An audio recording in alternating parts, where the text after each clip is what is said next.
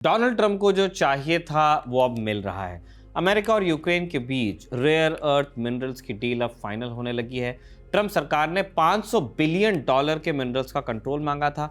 तब यूक्रेन के राष्ट्रपति वोलोदिमीर ज़ेलेंस्की ने मांग खारिज की थी, लेकिन अब कहानी बदलने लगी है। अभी ये पता नहीं चला है कि डील में क्या क्या होगा, मगर ज़ेलेंस्की 28 फरवरी को वॉशिंगटन जा रहे हैं। वहां वो मिनरल डील पर साइन कर सकते हैं। बदले में उन्हें क्या मिलेगा, खुद ट्रंप से आप सुन लीजिए। $350 billion and lots of equipment, military equipment, and the right to fight on, and originally the right to fight. Look, Ukraine, I will say they're very brave and they're good soldiers, but without the United States and its money and its military equipment, this war would have been over in a very short period of time. बकौल Trump Ukraine को मिलेगा $350 billion, बहुत सारे military equipments और रूस से लड़ते रहने का अधिकार। कुछ दिन पहले तक यही ट्रंप ज़ेलेंस्की को तानाशाह बता रहे थे, कुर्सी छोड़ने का दबाव डाल रहे थे और चेतावनी भी दे रहे थे कि रूस से जंग में हम कोई मदद नहीं करेंगे। जिन इलाकों पर रूस ने कब्जा किया वो भी वापस नहीं मिलेगा। मगर मिनरल डील फाइनल होते ही उनके सुर बदल गए। सपोर्ट भी दे रहे हैं, मिलिट्री इक्विपमेंट्स भी दे रहे हैं, ये भी कह रहे हैं कि जब तक लड़ना है तब तक के लड़ो। पैसा बाबू भैया, पैसा, पैसे का गेम है। तो क्या अब ट्रंप पुतिन से धोखा करेंगे? क्या रूस नई शर्तों पर युद्ध विराम के लिए तैयार होगा? और अमेरिका यूक्रेन डील में आखिर है क्या क्या? आज के शो में हम इसी पर विस्तार से बात करेंगे। ये खबरगांव है। नमस्कार स्वीकार कीजिए निखिल का। आप हमारा डेली इंटरनेशनल बुलेटिन राजदूत देख रहे हैं।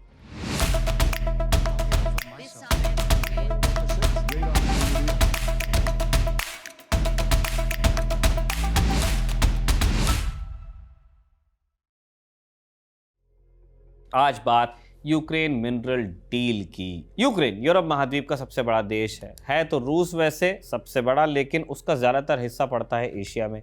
यूक्रेन उस मामले में सबसे बड़ा है क्योंकि उसकी पूरी जमीन यूरोप के अंदर ही है। यूक्रेन में नेचुरल रिसोर्सेज पर्याप्त मात्रा में है।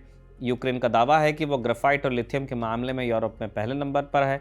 दुनिया का 6% ग्राफाइट यूक्रेन में ही पाया जाता है। ग्राफाइट का इस्तेमाल इलेक्ट्रिक मोटर्स और न्यूक्लियर रिएक्टर्स में होता है, पेंसिल में भी होता है, जबकि लिथियम की ज़रूरत रिचार्जेबल बैटरीज, ग्लास, सिरेमिक्स वगैरह में पड़ती है।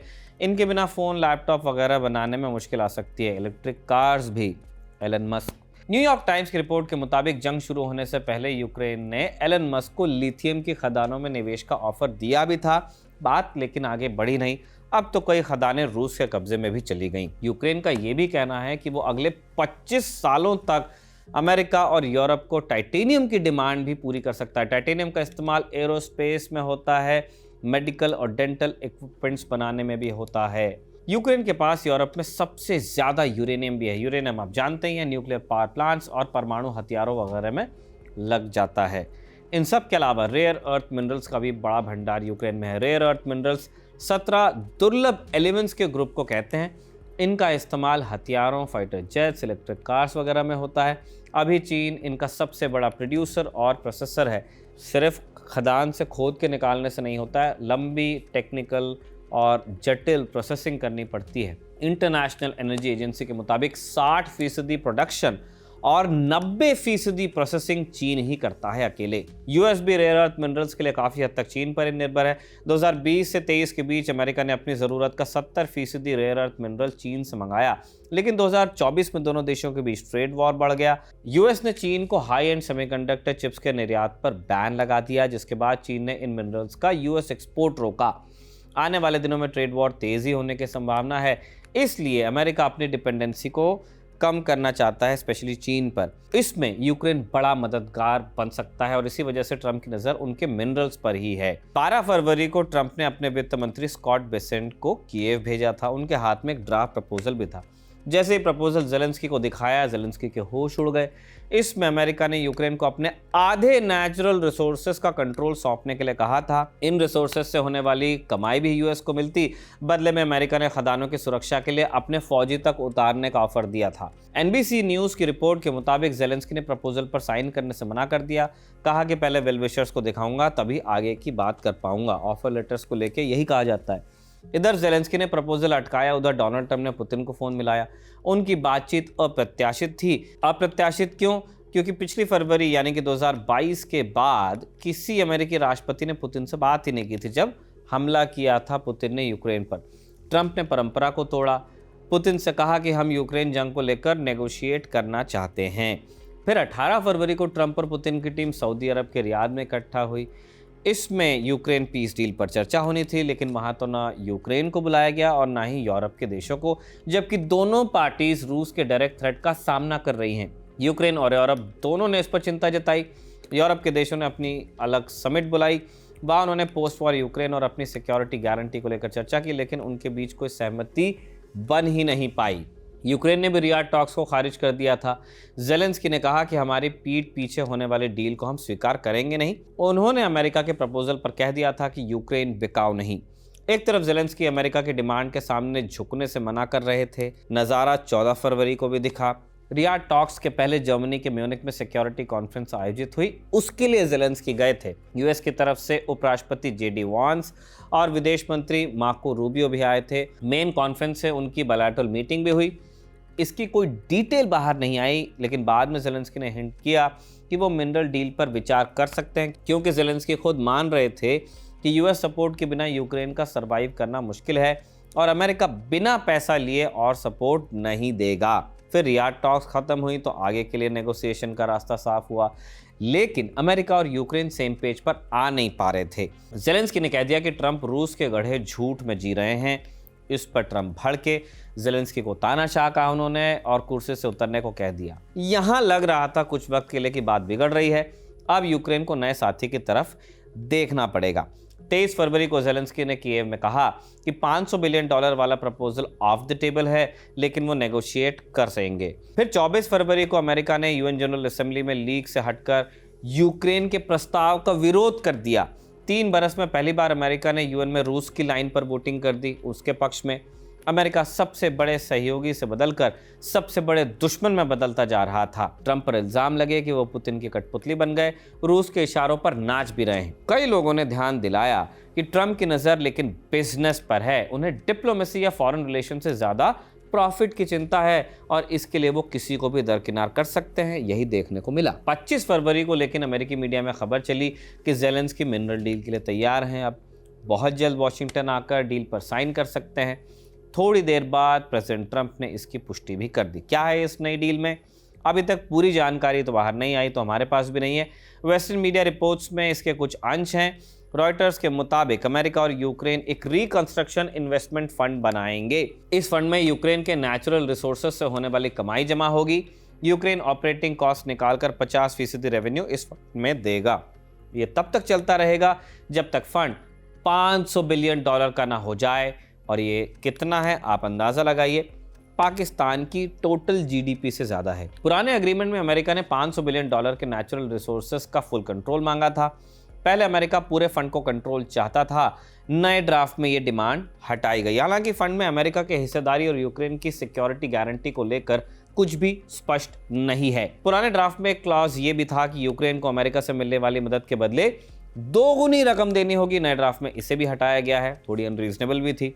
यूक्रेनी अधिकारियों का कहना है कि नया ड्राफ्ट ज्यादा मुफीद है और यूएस के पास रेयर अर्थ मिनरल्स को निकालने की टेक्नोलॉजी है, स्किल है, इसलिए सरकार उसे लेकर पॉजिटिव दिख रही है। डील को अमली जामा पहनाने की तैयारी अंतिम दौर में है। पहले चरण में दोनों देशों के वित्त मंत्रियों के दस्तखत होंगे, उसके बाद वॉशिंगटन में ट्रंप और जेलेंस्की साइन करेंगे। भले ही डील पर सहमति बन गई, लेकिन अभी भी कई पेज बाकी है। नंबर 1, यूक्रेन के नेचुरल रिसोर्सेज का बहुत सारा स्टॉक तो अब उन इलाकों में है जहां रूस का कब्जा है। यूक्रेन का दावा है कि वहां $350 बिलियन के नेचुरल रिसोर्सेज हैं। पिछले दिनों ट्रंप ने कहा था कि जिन इलाकों पर रूस कब्जा कर चुका है, यूक्रेन उनको भूल जाए, वापस नहीं मिलेंगे। अब अमेरिका यूक्रेन के साथ डील कर रहा है। इस डील में रूस के कब्जे वाले इलाके भी हैं। अमेरिका वहां से कैसे मिनरल्स निकाल पाएगा, ये हमको देखना पड़ेगा, अभी क्लियर नहीं है। इस बीच रूस ने काउंटर ऑफर भी भेजा है। 24 फरवरी को पुतिन ने कहा कि हम अमेरिका को अपने रेयर अर्थ मिनरल्स का एक्सेस देने के लिए तैयार हैं। उनके ऑफर में यूक्रेन के इलाके भी शामिल थे। अब ट्रंप के सामने 2 में से एक विकल्प चुनने की चुनौती है। अगर वो यूक्रेन के साथ जाते हैं तो रूस के साथ डील मुश्किल होगी।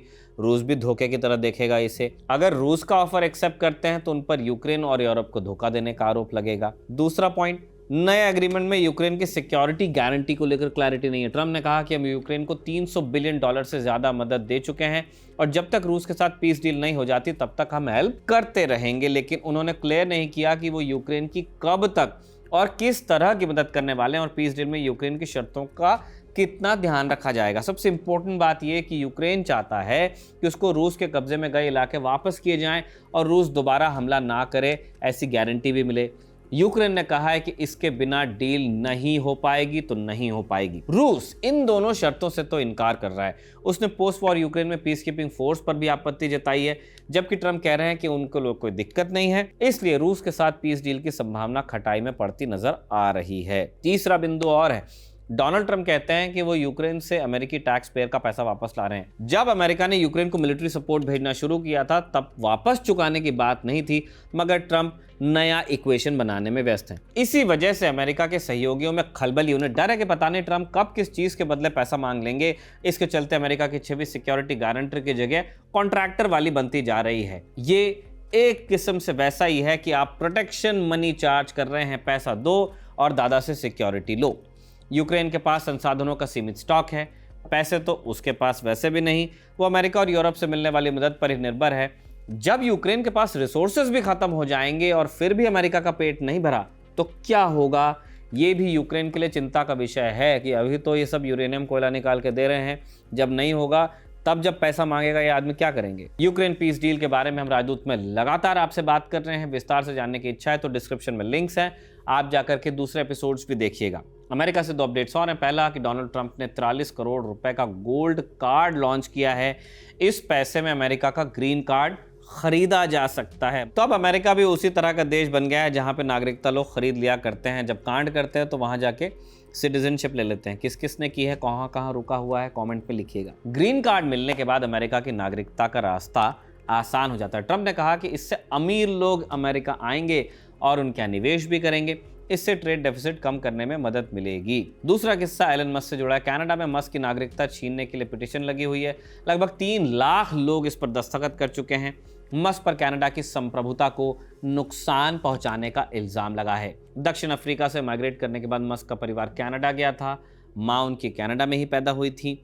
इसी नाते एलन मस्क को कनाडा की सिटीजनशिप भी मिली, उनके पास यूएस सिटीजनशिप भी है। जब से ट्रंप सत्ता में आए हैं उन्होंने कनाडा को अमेरिका का 51वां राज्य बताना शुरू किया। प्रधानमंत्री जस्टिन ट्रूडो को वो गवर्नर ट्रूडो कहकर संबोधित करने लगे और भी ड्रामे चल ही रहे हैं। इस कवायद में मस्क उनका साथ दे रहे। मस्क ने एक ट्वीट में लिखा भी था कि कनाडा असल में कोई देश नहीं। बाद में उन्होंने लेकिन ट्वीट को डिलीट किया। हालांकि कनाडा और ट्रूडो का मजाक उड़ाना उन्होंने बंद नहीं किया है, ये अपने आप में एक विडंबना ही है। अब चलते चलते आप सुनो एक कहानी। एक दिन 2 दोस्त हंसी मजाक करते हुए घर से बाहर निकले और रास्ते में उन्हें मैखाना दिखा तो वहीं ठहर गए। खबर गाँव, मैं खाने में जाने की या मैं पीने की सलाह आपको नहीं देता, लेकिन कहानी है। 2 दोस्त गए वहाँ, मैखाना दिखा तो ठहर गए। थोड़ी देर बाद वो गंभीर बातें करने लगे और उन्हें देखकर फिराक गोरखपुरी का एक शेर हमें याद आ गया। आए थे हंसते खेलते मैं खाने में फिराक, जब पी चुके शराब तो संजीदा हो गए। जैसे ही बाहर निकले पहले दोस्त ने दूसरे से कहा कि आज गाड़ी तेरा भाई चलाएगा। वो गाड़ी अमेरिका है और उन दोस्तों के नाम डोनाल्ड ट्रंप और एलन मस्क हैं। जोक्स अपार्ट, डोनाल्ड ट्रंप का दावा तो है कि वो नशे से कोसों दूर रहते हैं। अगर नशे के पास रहते तो सोचिए क्या क्या कर जाते। क्या करते कमेंट बॉक्स में जरूर बताइएगा। इसी के साथ आज का राजदूत समाप्त होता है। अभिषेक ने लिखा, निवेदिता ने रिकॉर्ड किया। आप खबर गाँव को शेयर, लाइक और सब्सक्राइब जरूर कीजिएगा। शुक्रिया, शुभ रात्रि।